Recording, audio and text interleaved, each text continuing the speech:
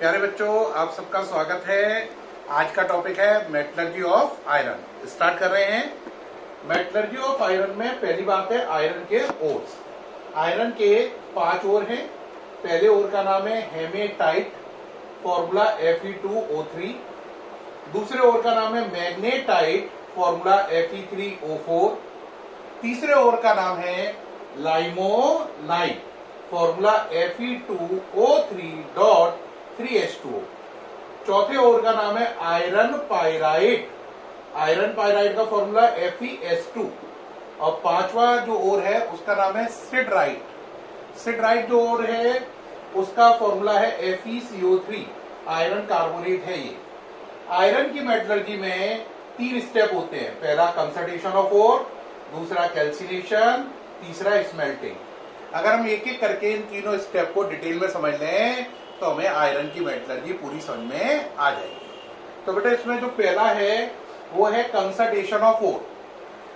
देखो आयरन क्या है, मैग्नेटिक मटेरियल है, तो कंसंट्रेशन ऑफ ओर करने के लिए आप मैग्नेटिक सेपरेशन मेथड का इस्तेमाल कीजिए, है ना, क्योंकि इंप्योरिटी मैग्नेट से अट्रैक्ट नहीं होंगी, आयरन पार्टिकल मैग्नेट से अट्रैक्ट होंगे। एक बच्चा कह सकता है सर इसकी जगह अगर हम हाइड्रोलिक वॉशिंग यूज कर लें।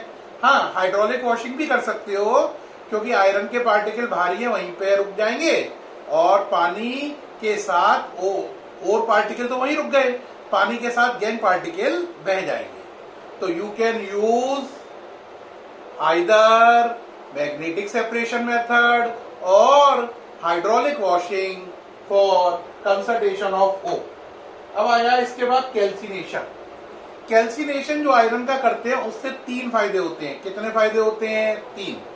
पहला फायदा क्या होता है? पहला, पूरा मटेरियल पोरस हो जाता है, पूरा मटेरियल पोरस हो जाता है। दूसरा, मॉइस्चर हट जाता है। और तीसरा, इसके अंदर जो इम्प्योरिटी होती है SI, P और S की, किसकी? SI, P और S की, वो इम्प्योरिटीज हट जाती हैं। दोबारा से सुने। पहला फायदा, मटेरियल क्या हो गया? पोरस। पोरस होने से क्या फायदा होगा? रिडक्शन करने में हेल्प मिलेगी। दूसरा, ये इम्प्योरिटी हट गई ऑक्साइड बनकर। और तीसरा, मॉइस्चर रिमूव हो गया, मॉइस्चर रिमूव हो गया। अब इसमें बात आती है स्मेल्टिंग। यही इसका मेन पार्ट है और यही बोर्ड एग्जाम में कई बार पूछा गया है। एनसीईआरटी का मेन क्वेश्चन यही है। मेन फोकस स्मेल्टिंग ही है पूरी आयरन की मेटलर्जी में, उसको समझना शुरू करो। तो अब टॉपिक आ रहा है स्मेल्टिंग। दो बेटा, जो स्मेल्टिंग की प्रोसेस है उसे हम एक स्पेशल भट्टी में करते हैं। भट्टी मीन्स फर्नेस। उस भट्टी का नाम है ब्लास्ट फर्नेस। क्या नाम है? Blast furnace. ब्लास्ट फर्नेस में देखो इस तरीके की होती है, लेंथ बहुत ज्यादा होती है ना, लेंथ बहुत ज्यादा होती है। उस कंपैरिजन में जो विड्थ होती है यानी चौड़ाई होती है वो बहुत कम होती है, यानी लंबाई बहुत ज्यादा, चौड़ाई बहुत कम। ये डायग्राम किसका है? Blast furnace. फर्नेस की हिंदी भट्टी। अब जो ये ब्लास्ट फर्नेस है इसमें आप क्या करते हैं? ऊपर लगाते हैं कप एंड कॉन सिस्टम। ये लगा हुआ है। एक बच्चा बोलेगा कप एंड कॉन सिस्टम क्या है सर? बेटा कप एंड कॉन सिस्टम है, अगर आप ऊपर वाला जो धागा लगा है इसे खींचोगे तो देखो ये ट्रायंगल जैसी शेप है, ये यहाँ पे अटक जाएगी और ये भट्टी का मुंह बंद हो जाएगा। तो कप एंड कॉन सिस्टम का काम है भट्टी को रेगुलेट करना। बात समझ में आई या नहीं? तो कप एंड कॉन सिस्टम का काम क्या है? भट्टी के अंदर आने वाली चीजों को रेगुलेट करना। ठीक है। जो भट्टी के अंदर चीजें आ रही हैं वो कौन कौन सी हैं? देखो ये भट्टी के अंदर जो आपने डाला वो क्या क्या है? देखो बात समझना। पहली चीज है ओर, Fe2O3, ओर पार्टिकल। कौन सा ओर लिया मैंने उनमें से, पांचों में से? आंसर मैंने ओर लिया है हेमेटाइट। कौन सा लिया है? हेमेटाइट। फिर उसका क्या किया? Concentration of ore. फिर उसके बाद उसका क्या कर लिया? कैल्सिनेशन। अब क्या कर रहे हैं? स्मेल्टिंग। किसके अंदर? ब्लास्ट फर्नेस के अंदर। एक बार बोर्ड में पूछा गया कि भाई स्मेल्टिंग का मतलब क्या है। स्मेल्टिंग का मतलब है रिडक्शन ऑफ Fe2O3। बोलो, reduction of Fe2O3 with the help of Coke is called smelting. तो इसमें इसका रिडक्शन करने के लिए क्या डालेंगे, कोक। कोक का फॉर्मूला C प्लस इसके अंदर डालेंगे लाइम स्टोन यानी कि CaCO3। इसका नाम क्या है, लाइम स्टोन। और इसका नाम क्या है, C का कोक। इन तीनों को मिलाकर कंबाइंडली क्या कहेंगे, चार्ज। तो अब बात आती है चार्ज क्या है, जो भट्टी के अंदर डाला गया वो चार्ज है। चार्ज में कितनी चीजें हैं, आंसर 3 चीजें हैं, Fe2O3, कोक और लाइमस्टोन। और सर ये क्या है, इसका नाम है कप एंड कॉन सिस्टम। इसका काम क्या है, ये ब्लास्ट फर्नेस में आने वाले चार्ज की अमाउंट को मात्रा को कंट्रोल करता है कि कितना चार्ज इसके अंदर आएगा। इस धागे की सहायता से आप इसको नीचे ऊपर ले जाकर अमाउंट को कंट्रोल कर सकते हैं। अब इसमें से चार्ज में से सबसे नीचे कौन आएगा, कोक। ये गिरा, ये गिरा, ये गिरा, नीचे आ गया। ये कोक जब नीचे आया तो इसने यहां से ऑक्सीजन आ रही है, देखो। तो इस कोक ने इस ऑक्सीजन से मिलकर, ठीक है, क्या बनाया, CO2, C+O2 CO2। इस एरिया का नाम पड़ा कंबशन जोन। क्या नाम पड़ा, CZ, कंबशन जोन। क्या नाम पड़ा, CZ, कंबशन जोन। जो कंबशन जोन है इसका टेम्परेचर है 2200 केल्विन। कितना, 2200 केल्विन। अब यहाँ पे क्या बन गई बोलो, CO2। अब ये CO2 क्या है, गैस ऊपर जाएगी, तब तक नया कोक नीचे गिर जाएगा। तो अब ये CO2 इस नए कोक से फिर कंबाइन होगी और बनाएगी CO। क्या बनाएगी, CO। क्या बनाएगी, CO।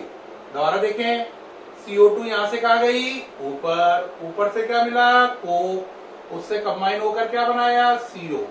इसका नाम है फ्यूजन जोन। क्या नाम है, फ्यूजन जोन, FZ। क्या नाम है इसका, फ्यूजन जोन। क्या नाम है, फ्यूजन जोन नाम है इसका। बात समझ में आ रही है नहीं। अब बात रही जो फ्यूजन जोन है उसमें क्या चीज बनी, CO। ठीक है ना। अब जो फ्यूजन जोन है उसका टेम्परेचर है 1570 केल्विन। कितना टेम्परेचर है, 1570 केल्विन। बच्चों अभी तक कितने जोन हो गए, 2। पहले का नाम combustion zone, CZ, full form लिख दो, C फॉर कंबशन और Z फॉर जोन। अब दूसरे का नाम क्या था बताओ जरा, दूसरे का नाम है FZ। FZ का मतलब F फॉर फ्यूजन, Z का मतलब तो मालूम ही है, जोन। अब क्या बन गई, CO। अब CO बन गई, तब तक एक बात याद रखना है, जो Fe2O3 का पार्टिकल है, इधर देखो जरा, उसके अराउंड SiO2 की लेयर बनी हुई है। SiO2 एज एन इम्प्योरिटी है। क्या देख पा रहे हैं, ये किसका पार्टिकल है, Fe2O3 का। और उसके अराउंड किसकी लेयर है, SiO2 की। ये SiO2 की लेयर होने से देखो Fe2O3 का रिडक्शन पॉसिबल नहीं है, क्योंकि ये चारों तरफ से घिरा हुआ है, किससे, SiO2 से। तो SiO2 इम्प्योरिटी है। तो अब क्या करें, तो यहां पर अगला जोन आएगा स्लैग फॉर्मेशन जोन, SFZ। कौन सा है, SFZ। SFZ का फुल फॉर्म क्या है, S for slag, F for formation, Z for zone. तो तीसरा जोन शुरू हो गया, slag formation zone. Slag formation zone जो है उसका टेम्परेचर जो होता है, किसका, स्लैग फॉर्मेशन जोन का, वो होता है 1270 केल्विन। 1270 केल्विन। ठीक है कि नहीं, कितना होता है, 1270 केल्विन। और इसमें काम में कौन आएगा, लाइमस्टोन। ये पहले टूटेगा, CaCO3 CaO प्लस CO2। इसको हीट कहां से मिलेगी, फर्नेस से। अब जो ये CaO बना है, देखो ये है ना, ये इस SiO2 से कंबाइन होगा, तो CaO प्लस SiO2 एक लिक्विड बनेगा CaSiO3। ठीक है। जो CaO है इसका काम है इम्प्योरिटी को हटाना, इम्प्योरिटी कौन है? SiO2 दिख रहा है, I फॉर इम्प्योरिटी। हटाई किसने? CaO ने। जो इम्प्योरिटी हटाता है उसे बोलते हैं फ्लक्स। क्या बोलते हैं? फ्लक्स। तो फ्लक्स प्लस इम्प्योरिटी और जो ये चीज बन गई इसका नाम है स्लैग, SLAG। द्वारा सुने, ये बेहद इंपॉर्टेंट बात कही मैंने जो आपने ध्यान नहीं दी बेटे। इसमें बात ध्यान देने की है, इम्प्योरिटी कौन है? SiO2 की। उसे हटा कौन रहा है? CaO। जो इम्प्योरिटी को हटाए वो फ्लक्स। और फ्लक्स और इम्प्योरिटी जब आपस में कंबाइन होकर जो चीज बनाएंगी उसका नाम है स्लैग। ये स्लैग का नाम है कैल्शियम सिलिकेट। ये लिक्विड कंडीशन में। कौन सी कंडीशन में? लिक्विड। अब बात रही इम्प्योरिटी हट गई तो बताओ अब ये कैसा नजर आएगा? Fe2O3 क्लियर हो गया। देखो अब इसके चारों ओर SiO2 के कोई पार्टिकल नहीं है। कोई पार्टिकल नहीं है। नजर आ रहा है या नहीं आ रहा? ठीक है कि नहीं? अब क्या करोगे? अब अगला जोन शुरू हो जाएगा, रिडक्शन जोन। कौन सा? Reduction zone, RZ। RZ का नाम क्या है? रिडक्शन। और Z for zone. Reduction zone में क्या होगा? Fe2O3 के पार्टिकल जो नीचे क्या बनी थी? CO, उससे कंबाइन होंगे और दो चीजें बनाएंगे, 2Fe plus 3CO2। CO2 gas बन गई और Fe बना। Fe जो ये है मोल्टेन कंडीशन में बना है। कौन सी में? मोल्टेन, पिघली हुई अवस्था में। तो बताओ कितने लिक्विड नजर आ रहे होंगे? आंसर दो। एक तो आयरन खुद पिघली हुई कंडीशन में और दूसरा आपका स्लैग। आयरन पार्टिकल भारी हैं तो नीचे आ जाएंगे और स्लैग पार्टिकल हल्के हैं वो ऊपर आ जाएंगे, क्योंकि दोनों की डेंसिटी में अंतर है। हल्की चीज ऊपर रहेगी, भारी चीज नीचे आएगी। कितने लिक्विड हैं? दो। अब ये Fe को यहां से निकाल लो और स्लैग को यहां से निकाल लो। जो Fe यहां से निकलेगा उस Fe का नाम होगा पिग आयरन। क्या आपने सही सुना? यस। पिग की स्पेलिंग वही है जो सुअर की होती है। पिग आयरन नाम है इसका। ठीक है। आप कहोगे सर आयरन की और भी वैरायटी होती है? हाँ बेटा, आयरन की 4 वैरायटी होती है। पहली पिग आयरन यानी कि सुअर आयरन, ठीक है। दूसरी रॉट आयरन, तीसरी स्टील और चौथी होती है कास्ट आयरन। चौथी होती है कास्ट आयरन। बात समझ में आई? कौन सी होती है? Cast iron. कितनी वैरायटी हो गई? 4। दोबारा बताओ जरा। पहली पिग आयरन, दूसरी बोलो रॉट आयरन, तीसरी बोलो भाई। हाँ बिल्कुल सही, तीसरी होती है स्टील और चौथी कास्ट आयरन। कितनी वैरायटी है? 4। अब अगला लेक्चर जो होगा उसमें हम ये समझेंगे कि पिग आयरन से हम किस तरीके से रॉट आयरन बनाएं। How can we convert pig iron into wrought iron. ये टॉपिक एनसीईआरटी में और बचता है। बात समझ में आ रही है या नहीं? अब एक मिनट इसको जरा रिवाइज करो। ये डायग्राम किसका है? आंसर ब्लास्ट फर्नेस का। इसमें क्या हो रही है? स्मेल्टिंग। स्मेल्टिंग में किसका रिडक्शन हो रहा है? Fe2O3 का। कर कौन रहा है? देखने में तो लग रहा है CO, लेकिन ये CO किससे बना है? कार्बन से। तो बच्चों को लग रहा है Fe2O3 का रिडक्शन CO कर रहा है, जबकि असली में कौन कर रहा है? कोक। तो reduction of Fe2O3 by coke in blast furnace is called smelting. अब याद रखो ब्लास्ट फर्नेस में कितने जोन हैं? 4। पहला कंबशन जोन, टेम्परेचर 2200 केल्विन, इसका काम है कोक को CO2 में बदलना।